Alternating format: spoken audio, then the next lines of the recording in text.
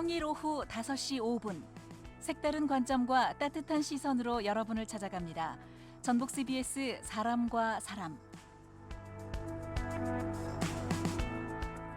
네, 지자체마다 인구 유치에 다들 혈안인 모습인데요.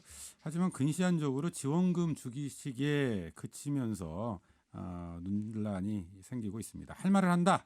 오늘은 지방자치단체에서 펼쳐지고 있는 인구 유치 경쟁에 대한 이야기 나눠보고요.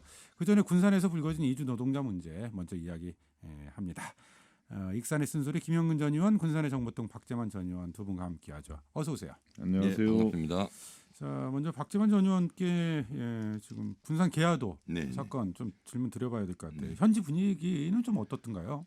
계야도 주민들은 물론 군산 시민들까지 안타깝게 생각하고 있고요. 네. 특히 수산업 종사자들은 바쁜 이 시기에 이런 일이 생겨서 외국인 노동자들이 처우에 바짝 신경 쓰고 있고요. 또한 이번 일의 파장이 어디까지 번질까 수산업 종사들은 지금 매우 걱정하고 있습니다. 네. 그런 가운데 일부 이제 그 주민들하고 업주, 고용주 반박이 나오기도 했더라고요. 네. 이번 SNS에 고용주 수산업 종사 계야도 주민이 올린 내용인데요. 하루에 15시간 이상 근무, 식사 대신 초코파이 제공했다는 얘기, 아프면 병원도 안 보내고 임금도 밀리고 강제로 잡아두었다는 일부 언론에 대해서 이의를 제기했거든요. 그동안에 본인들은 가족처럼 지냈으며 치과도 사업주 사비를 털어서 치료시켜주고 한가할 때는 한 달에 휴가를 보낼 때는 직항으로 대한항공 티켓도 끊어준 적도 있고, 그다음에 특히 노동자 중에서 비자 기간이 만료가 되면 본국에 갔다가 다시 이쪽으로 또 온 노동자들도 네. 본인들이 신청해서 많다고, 그러면서 약간 억울한 면을 또 이렇게 SNS에 공개를 했습니다. 일단 주민들의 주장은 그렇다는 거고요. 네. 이와 관련해서 노동자의 집 관계자에게 입장을 확인했다고요? 네, 그 부분 노동자의 집 관계자는 예를 들어서 아프면 병원 보내고 그런 거에 대해서 일정 부분 좀 그런 계야도 주민들이 얘기하는 부분도 맞는데 좀 다른 부분도 있다고 그렇게 지금 얘기를 한 걸로 알고 있습니다. 알겠습니다. 그러니까 이게 병원 같은 경우도 이게 선제로 인한 건지 아니면 선의로 병원비를 내준 건지 이 부분과 관련해서는 확인이 좀 필요한 부분이고 초코파이로 이제 식사를 대체했다. 이런 초코파이 문제는 바다에서 작업을 하다 보면요. 그 식사 시간을 놓칠 때가 있대요. 그래서 먼저 외국인 근로자들만 준 게 아니라 같이 계야도 주민들도 같이 그 초코파이를 먹고 작업 끝나고 들어가서 저녁을 또 늦게 꼭 먹었다는 식으로 얘기를 하더라고요. 알겠습니다. 하지만 국가인권위에서 조사한 결과를 보면 임금 체불이라든지 인권 침해 사안 이런 것들이 있었다. 좀 이렇게 좀 인정을 하고 있는 것 같기는 해요. 어쨌든 실체적 진실과 관련해서도 이제 향후에 계속 다툼이 좀 벌어질 것 같기는 합니다만 사실 근데 우리가 살펴봐야 될 게 이런 문제가 반복된다는 거죠.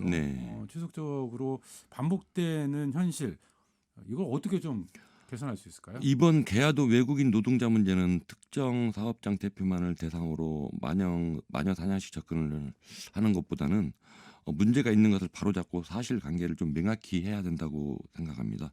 그리고 도서 지역의 폐쇄적 특성을 잘 파악해야 하고요. 특히 전북 지역 내 다문화 사회 전문가들을 적극적으로 활용하여 사업주와 이주 노동자 간의 소통 모델을 정립해서 운영해 나가는 전환점으로 삼아야 된다고 생각합니다. 네. 김영근 전 의원 하실 말씀 없어요? 하여튼 대단히 유감스럽고 안타까운 일이긴 하지만 이런 맞다 틀리다의 문제보다는 우리가 지금 다시 이 시점에서 생각해야 될 문제는 과연 해외 노동자들의 인권이 존중되고 있었는지 아니면 기본적인 기본권이 보장되고 있었는지를 한번 살펴봤으면 좋겠고요. 이런 걸 위해서 이런 문제가 매년 반복되고 있거든요. 이게 지금 30년 전 일어났던 일이 지금도 있는 겁니다. 한데 이런 문제를 위해서는 국가적으로 정책을 수립해서 정확한 제도화를 시켜야 되는데 무엇보다 더 시급한 것은 저는 실태조사라고 생각합니다. 개화도 문제뿐만이 아니라 전국적인 해외 노동자들의 그 노동 환경에 대해서 제대로 그 지켜지고 있는지 또 아니면 사각지대가 있다고 한다면 그걸 어떻게 제도화할 것인지 이런 논의를 하기 위해서는 먼저 실태조사가 선행된 다음에 네. 이런 문제를 좀 거론했으면 좋겠다. 네. 이렇게 생각하고 또한 있습니다. 제가 그 개화도나 이런 선유도를 많이 가보면요, 사실 요즘 외국인 노동자가 없으면 수산업을 하지 못합니다. 네. 그래서 좀 국가에서나 전라북도에서 이번 기회에 수산업에 좀 적극적인 좀 지원을 해서 외국인 종사자들에게도 좀 처우를 개선할 수 있도록 이렇게 좀 정책적인 변화가 그게 필요하다고 중요한 생각. 것 같아요. 네. 알겠습니다. 이 무엇보다 외국인 노동자들에 대한 인권 침해라든지 노동 착취라든지 이런 것들이 이제 어떤 게 문제가 되는지 이런 것들을 좀 충분히 알리는 것도 좀 필요하고 네. 외국인 노동자들이 좀 상담 받고 또 문제가 있을 때 신고할 수 있는 일상적으로 좀 이런 통로들이 안정적으로 마련이 되는 것도 굉장히 좀 중요해 보입니다. 네, 한 가지 더 네. 부탁을 하면 제가 섬에 가서 보면은요, 그 외국인 노동자들이 뭐 10대 후반, 20대 초반이에요. 그래서 꼭 그 집에서 그 아이들 그 자식들 다루듯이 뭐 이렇게 그런 문화의 차이도 함부로 있죠. 네. 그러는데 아마 그 수산업 종사자들에 대한 교육도 좀 정기적으로 외국인 근로자에 대한 노동법이나 그런 것도 사실 우리 그 수산업 종사자들이 아마 정확히 파악하고 있지 않을 거라고 생각을 해요. 네. 법을 몰라서 법을 이렇게 위반하는 경우가 많이 발생한다고 생각을 합니다. 예. 법을 몰라도 사람이 사람 대접하는 건 틀려야죠. 알겠습니다. 자, 그 문제 거기까지 이야기하고요. 오늘 지자체 인구 유치 정책 이야기 좀 나눠봤으면 좋겠어요. 뭐 지금 해마다 지자체들 인구 문제로 몸살을 앓고 있는데 뭐 익산시 같은 경우도 지금 28만 명이 네. 무너졌죠. 예, 그렇다고 합니다. 감소 추이가 좀 굉장히 빠른 모양이에요. 익산이 다른 데에 비해서. 그러니까요. 뭐 이를테면은 지방의 소도시 인구 감소 문제는 사실은 보편적인 문제이거든요. 한데 익산시의 경우에 30만 도시의 경쟁력을 가지고 있는 도시라고 생각할 적에 이러한 인구 감소는 매우 심각합니다. 저는 이게 두 가지 측면에서 봐요. 한 가지는 한 가지는 인구 감소가 소군 지역과 같이 소폭이 아니라 급격하게 감소하는 현상이 네. 있는데 이 원인을 파악하지 않고 있는 것 같아요. 왜냐하면 처방만 있고 원인 파악이 안 되고 있어요. 그래서 이런 것이 좀 문제라고 생각을 하고요. 30만 도시로서의 상당한 도시 경쟁력을 가지고 있음에도 불구하고 인구가 줄어든다고 하는 것은 사실은 삶의 질의 문제이고 도시의 경쟁력이나 생산성의 문제이거든요. 네. 이런 점에서 주안을 둬서 처방을 해야 되는데 지금 뭐 익산시의 경우 뉴스를 통해서 봅니다. 그것도 간부들에게 뭐 전 시민을 대상으로 해서 캠페인을 벌여라. 아니면은 뭐 학생들에게 장학금을 지급하고 인구를 그 주소를 옮기게 한다. 네. 단기적인 처방, 어쩔 수 없는 상황에서 처방이긴 하겠지만 사실은 이게 지속 가능한 정책이라고 보기는 어렵습니다. 땜빵식 정책이죠. 돈을 쓴다고 하는 것은 인구 감소폭, 감소율이 타 시도에 비해서 월등히 높은 이유가 뭔지 그럼요. 원인부터 파악을 해야 되는데 그 원인이 안 돼요. 제가 네. 보더라도 대개 이 통계를 쭉 보면 1월, 2월이 다른 월보다도 좀 큰 폭으로 나타납니다. 그러면은 이게 교육의 문제인가? 예? 이런 문제도 있던 그걸 쉽게 뭐 어렵지 않게 파악할 수 있는데 이런 것은 파악하지 않고 그냥 처방에만 급급하니까 단기적인 처방이 되는 네. 거고 지속 가능한 처방이 되지 못하는 이유가 있는 것 같습니다. 그 이야기 다시 한번 좀 이따가 네네. 자세히 좀 해보도록 하고요. 익산은 이렇게 줄어드는데 군산은 뭐 어렵다 이렇게 들었습니다만 오히려 늘었다면서요? 인구가? 어떻게 네, 된 군산은 얘기입니까? 지난 2017년부터 급격한 감소세를 보여가지고 매월 약 한 260명 정도 감소를 하고 있습니다. 그래서 1년에 약 3,000명 정도 감소를 하죠. 네. 그런데 지난 9월에 군산하고 서천 가는 길에 금강하구도 그쪽 군산 역세권에 주택 그 단지 개발을 해가지고 LH 아파트들이 입주를 시작했습니다. 네. 그래서 아마 제 생각으로는 서천에서 군산으로 이렇게 와서 주택 구입을 하려고 이렇게 이전한 사례가 많은 걸로 보고요. 아마 조사 결과도 군산으로 이사 온 사람들의 사유가 그 주택 구입이 60%였습니다. 전입한 사람 중에서 그 전입 이유를 조사하니까 60%가 그래서 아마 일시적인 그 역세권 택지 단지에 신규 아파트에 입주하기 위한 일시적인 현상으로 생각하고 있습니다. 네. 전체적으로 뭐 군산도 인구가 줄어드는 것은 네. 분명하고 네. 네. 일시적으로 좀 늘어나 보이는 네, 일종의 착시 현상일 수도 있겠네요. 네 그렇죠. 네. 자, 그런데 지자체마다 이제 그렇게 감소하는 인구 문제 뭐 방치할 수는 없어요. 대책들을 좀 만들어 가야 되는데 지금 내놓는 정책들이 과연 타당한 정책인지 짚어봐야 되는데요. 먼저 김영근 전 의원 이야기하셨지만 익산시가 내놓은 정책들 보니까 뭐 주소 이전을 격려하는 네. 뭐 이런 캠페인 네. 뭐 이런 것들이 좀 정책으로 제시되더라고요. 그러니까 숫자만 불리는 거죠. 음. 실제로는 도시는 비어가고 있는데 숫자로 채워지는 경우는 사실은 아무 도시의 생산성과 연결되지 않고 있거든요. 그렇다고 한다면 저는 우선 아까도 말씀을 드렸지만 인구 유출의 원인이 뭔지 뭐에 있는지 먹고 살기가 힘들어서 익산을 떠나고 있는지 아니면 교육의 문제로 익산을 떠나고 있는지 아니면은 다른 이유가 있는지 이걸 정확히 파악한 다음에 남아 있는 사람들이 나가지 못하게 그럼 이렇게 정책적인 유도가 돼야 되는데 네. 뭐 얼마간 장학금을 줘가지고 주소를 옮기게 한다. 그 불과 1-2년 정도밖에는 안 되는 거거든요. 단기적인 효과밖에 안 나는 지속 네. 가능하다고 볼 수도 없고 네. 사실은 많은 시민들이 여기에 동의하지 못합니다. 예전에요. 예. 그러니까 그 사실은 익산시가 국회의원 숫자를 유지한다 이러면서 아예 공개적으로 주소 이전 정책을 펼친 적이 있었잖아요. 이제 불과 얼마 전이었던 걸로 예. 기억나는데. 그 지난 총선 때 네. 그 바로 앞서서도 그랬죠. 저도 개인적으로는 국회의원 한 석의 익산시와 두 석일 경우 익산시는 아무래도 그 도시 위상에서는 틀리지만 네. 근데 도시의 위상보다도 더 중요한 것은 시민들의 먹고 사는 문제예요.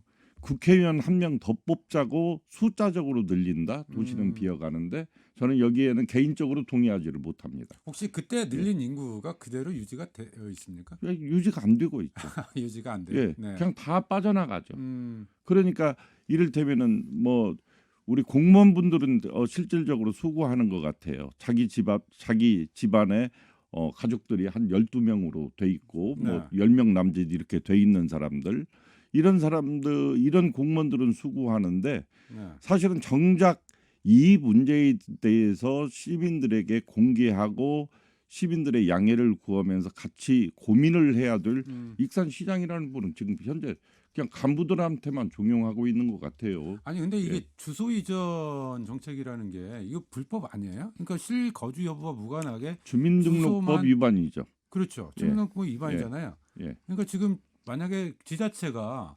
그러니까 법을 어겨라라고 이렇게 요구하는 거 아닙니까? 이거 뭐 어떻게 되는 거예요?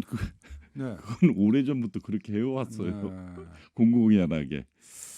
어쨌든 다른 걸 다 떠나서 이게 근본적인 대책이 되기는 어렵다. 네, 좀 이런 지적이신 것 같고. 저는 이 문제를 좀 투명하게 시민들한테 공개하고 시민들의 동의를 구한 후에 이 문제를 좀 추진했으면 좋겠다라는 생각을 합니다. 이제는 개방화돼야 되고 열어놔야 돼요 시청을. 네. 근데 많은 시민들도 이런 부분에서 동의하지를 못하고 있는 문제인데 공무원들만 종용한다고 이 문제가 해결이 될까? 그거 해결되지 않습니다. 그 또 한 가지가 마저 이야기한 김에 네. 김제에서요. 네. 이제 인구 유치와 관련해서 이제 꼭 그것만은 아니겠습니다만 청소년 수당을 도입하겠다. 네. 그걸 통해서 청소년들의 여기 유치열 이런 것도 좀 막고 네. 유입까지 좀 기대하겠다 이런 정책이 발표가 됐어요. 네. 이 부분에 대해서는 좀 어떻게 보세요, 박지원 전? 일시적인 방편이지 뭐 장기적으로는 전혀 도움이 안 된다고 생각하고요. 익산하고 비슷하다. 네네 그렇죠. 네. 지금 한국고용정보원의 올해 5월 그 통계에 따르면 우리나라 228개 시군구 중에서 105곳이 인구 소멸 위험 지역으로 발표했습니다.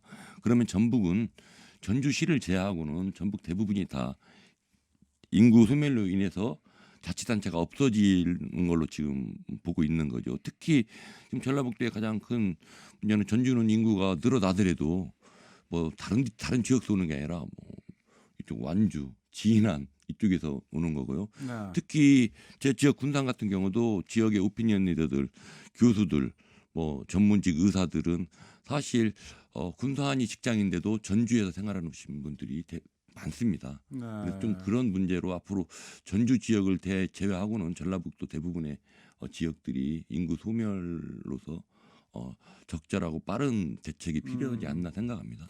일부 계층에 뭐 수당을 주는 방식으로 인구를 유치하겠다 이런 전략은 뭐 인구 정책으로서는 적절하지 않다. 좀 이런 의견들이신 것 같은데 자, 그러면 근본적인 대안들 이야기 좀 해봐야 되잖아요. 네. 아니면 대안이 없다면 우리가 아예 인구를 유치하고 늘리는 것이 필요한 건지에 대한 근본적인 발상의 전환이라도 좀 필요해 보이고요. 좀 이 이야기 좀 나눠 봅시다. 어떻게 해야 되는지.